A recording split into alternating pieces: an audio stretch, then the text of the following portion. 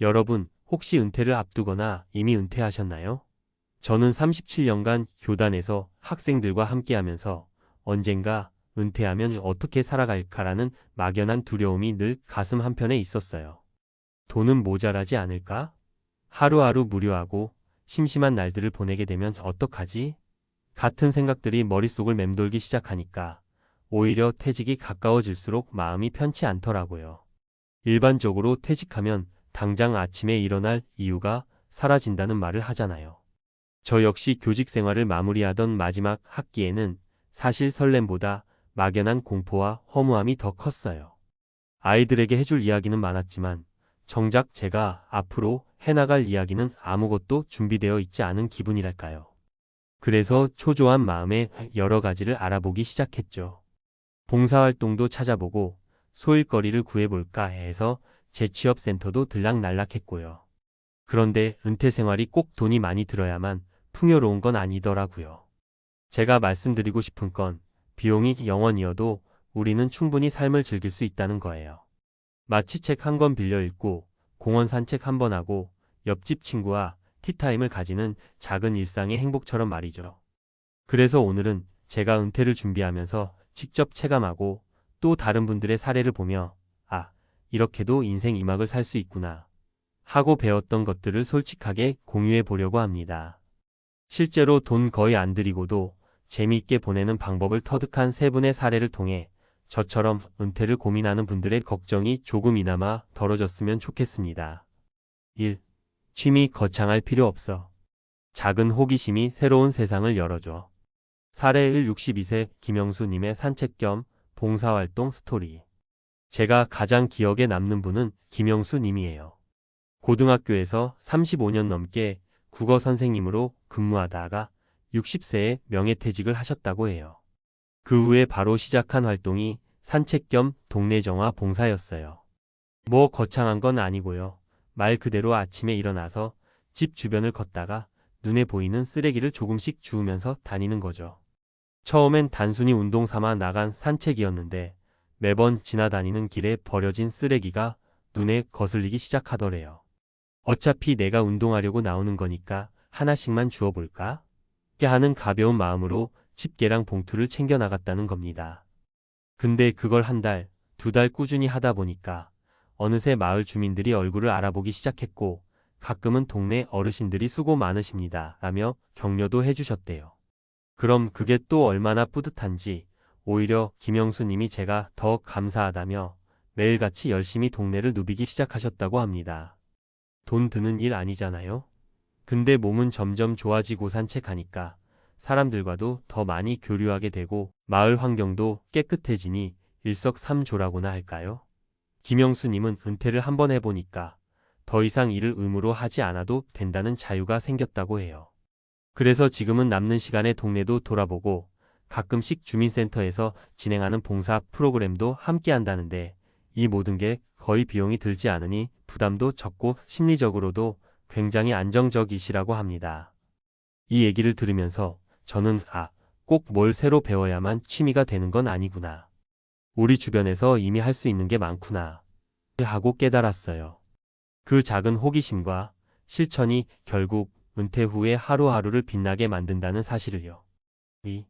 내가 좋아하는 걸로 남에게도 도움을 줄 수 있다는 것. 사례 2. 59세 박미경 님의 재능기부 스토리. 두 번째 사례는 박미경 님의 이야기예요. 이분은 초등학교 교사로 오래 계셨는데 아이들이랑 미술 수업하는 걸 가장 즐거워했다고 합니다. 그런데 은퇴를 앞둔 58세 무렵 학교를 떠나면 아이들 못 만나는데 아쉽다. 내가 가진 이 작은 재능을 계속 어떻게 살릴 수 없을까? 라는 생각이 들었다고 해요. 그때 한 친구가 지역 아동센터에서 미술 재능 기부해볼래? 라는 제안을 해줬대요. 처음에는 두려웠다네요. 그래도 난 이제 퇴직이고 잘할 수 있을까? 아이들한테 도움이 될까? 이런 생각이 들어서요. 하지만 막상 시작해보니 비용은 거의 들지 않는 데다 아이들에게 가르치는 즐거움까지 이어지니 너무 행복하더라고요. 가장 감동적이었던 건 재능 기부로 만난 아이들이 선생님, 저 그림 잘 그리게 됐어요. 하고 해맑게 웃을 때마다 마음이 찡하다는 거예요. 거기에 더해 이 아이가 집에 가서 또 얼마나 신나서 그림을 그릴까? 이 작은 도움 하나가 아이의 미래에 어떤 영향을 줄까? 하는 상상을 하니 오히려 본인이 더 아이들에게 고마움을 느끼게 된다는 거죠. 박미경님은 재능 기부 활동을 통해 은퇴 후 무기력해지던 자신에게 새로운 활력소가 생겼다고 해요. 매일 아침 오늘은 어떤 그림 주제를 준비해 볼까? 하며 고민하는 그 시간이 너무 설렌대요. 게다가 활동 끝나고 나면 아이들과 함께한 사진도 보고 봉사일지도 적으면서 내가 아직 쓸모가 있구나 하는 자부심을 느끼게 된다고 합니다. 사실 우리가 가진 재능이 대단하지 않아도 괜찮잖아요. 그림, 음악, 운동, 심지어 요리든 뭐든 내가 조금이라도 즐길 수 있는 걸 다른 사람과 나누면 그게 곧 커다란 행복이 되는 것 같아요. 그리고 놀라운 건 이 모든 게 돈이 거의 들지 않는다는 거예요. 그래서 박미경님의 사례를 보면서 은퇴 후에도 우리가 누군가에게 꼭 필요한 존재가 될 수 있구나 하고 큰 용기를 얻게 됐어요. 3. 새로운 도전, 용기가 필요한 게 아니라 일단 재미부터 찾으면 돼. 사례 3. 65세가 이영호님의 온라인 글쓰기 도전기. 마지막으로 소개해드릴 분은 65세 이영호님입니다. 고등학교에서 체육 교사를 하셨고 은퇴 후에는 이젠 몸을 쓰는 일이 힘들다며 체력을 걱정하셨대요. 교육자 생활을 오래 했지만 정작 제 글에는 자신이 없어요 라는 고민을 안고 계시던 분이었죠. 그런데 이분이 퇴직 직후부터 시작한 게 바로 온라인 글쓰기였어요. 어차피 새벽에 일찍 깰 바에야 인터넷 카페에 글이라도 써볼까? 라는 아주 소박한 생각이었대요. 처음에는 유료 강의나 문예 교실을 알아봤는데 막상 돈을 쓰는 게 부담스럽기도 하고 내가 이 나이에 제대로 배울 수 있을까? 하는 마음에 일단 인터넷 무료 강좌나 글쓰기 커뮤니티를 기웃거렸다고 해요. 그러다 온라인 카페에서 매일 한 편 쓰기 챌린지 같은 이벤트를 발견했는데 그냥 한번 해보자 싶어서 가볍게 참여하셨대요. 글쓰기 주제도 거창하지 않았대요. 옛날 학교에서 있었던 일, 집 근처 시장에서 본 풍경, 요즘 건강 챙기면서 배운 것들 그냥 일상생활에서 느낀 걸 솔직하게 적었을 뿐인데 며칠 후 댓글에 선생님 글 재밌네요. 다음 이야기도 기대돼요. 라는 반응이 달리는 걸 보고 소소하지만 엄청난 자신감을 얻었다고 합니다. 한 달쯤 지나니까 이영호님은 자기가 쓴 글들을 모아서 블로그를 시작하셨대요. 또 몇 달 뒤에는 일부를 엮어서 전자책 형태로 독립출판을 시도하기도 했어요. 물론 이 과정에서 전문적인 편집 기술이나 마케팅 같은 게 필요하지만 대부분 유튜브나 무료 자료를 보면서 독학으로 해결했다고 합니다. 결국에는 자신이 좋아하는 이야기를 통해 많은 사람들과 공감대를 쌓아가며 인생 이 막도 이렇게 즐겁게 보낼 수 있구나 라는 뿌듯함을 매일 느끼고 있대요. 제일 중요한 건 이영호님의 삶이 확실히 바뀌었다는 점이에요. 은퇴 직후에는 이 나이에 뭐 하나 시작하는 게 쉬울까? 하며 망설이던 모습이었다는데 이제는 내가 오늘 쓰는 글이 누군가한테는 작은 위로나 재미가 될 수도 있겠다라는 생각으로 하루를 긍정적이고 능동적으로 열게 되었다고 해요.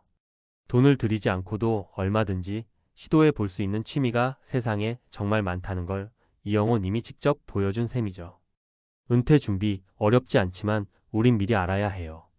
은퇴 후 삶이 가장 두려울 때는 내가 과연 이 사회에서 어떻게 살아갈 수 있을까? 라는 불확실함 때문이라고 생각해요.